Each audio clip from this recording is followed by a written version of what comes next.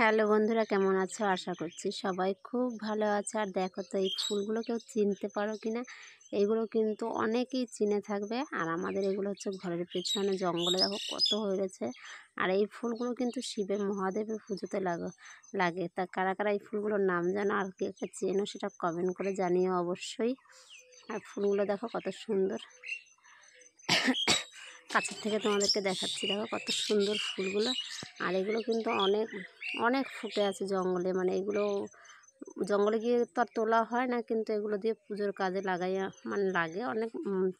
মহাদেবের পুজোতেই বেশি কাজে লাগে। আর এরপরে চলে এসেছি আমাদের বাড়িতে। দেখো বাড়িতে গোলাপ ফুল হয়ে আছে, ফুটেছে, কত গোলাপ ফুল ফুটেছে। কিন্তু গোলাপ ফুলগুলো কিন্তু কোনো পুজোতে লাগে না, এগুলো বেশিরভাগই লাগে ভালোবাসার লোকদের জন্য, একে অপরকে দেয় তার জন্য। আর এখানে দেখো লাল গোলাপ গাছ লাগিয়েছি, ফুল একটা করি এসছে, ফুটছে। গাছটা খুবই ছোট, ডাল লাগিয়েছিলাম। আর এই দেখো আমার কলম কাটা গাছে আম ধরেছে, কত ছোট গাছ মাটিতে পর্যন্ত ঠেকে গেছে। ওইদিকে আম বড় হলে তোমাদেরকে অবশ্যই দেখাবো, আর এলে অবশ্যই খাওয়াবো আমগুলো।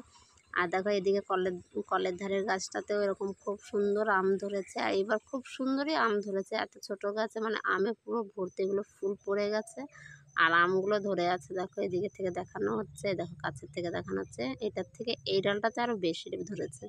এগুলো যখন হবে মনে হয় না আমার মেয়ের জন্য একটাও থাকবে, কারণ ও একটু বড় হলে হয়তো ছিঁড়ে ফেলবে সব, কারণ এত নিচে বসে বসেও এগুলো ছিঁড়তে পারবে।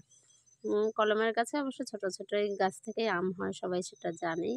আর ওই দেখো একটা লিচু গাছ লাগিয়েছিলাম ভেতরটাতে, সেই লিচু গাছটাতে কিন্তু ফুল কিছুই আসেনি। আর এখানে থানকুনি গাছ লাগিয়েছি, থানকুনি পাতা হচ্ছে।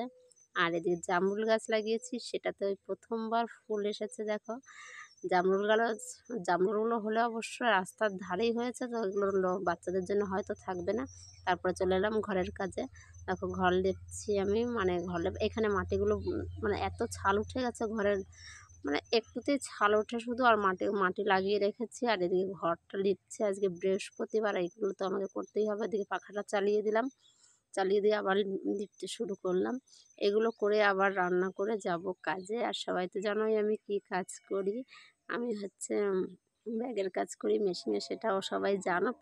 প্রায় ভিডিওতেই আমি দিয়ে থাকি, এটাতেও দেবো, সবাই দেখে নেবে।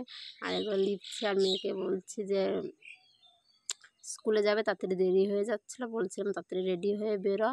আর আমি দেখো আস্তে করে ঘরগুলো সব লেপে বেরিয়ে যাচ্ছে, এখনও বারান্দাটা লেপা বাকি। আর এইখানটাতে একটু ফুল আঁকবো, দেখবে সবাই বলবে তো কেমন হয়েছে ফুলটা। মানে ঘরের যারা আরও সুন্দর সুন্দর হয়তো করতে পারে, আমি তেমন পারি না, যেমন পেরেছি তেমন করেছি। বলবে কেমন হয়েছে। দেখতে পাচ্ছি যে ফুলটা ভালো করে দেখা যাচ্ছে কিনা বুঝতে পারছি না, হয়তো একটু কম বোঝা যাচ্ছে।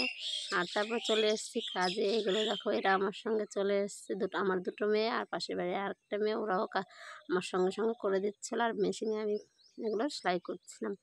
আজকের মতো এই পর্যন্তই, টাটা বাই। আর সবাই আমাকে একটু সাপোর্ট করো, পাশে থেকো, বাই।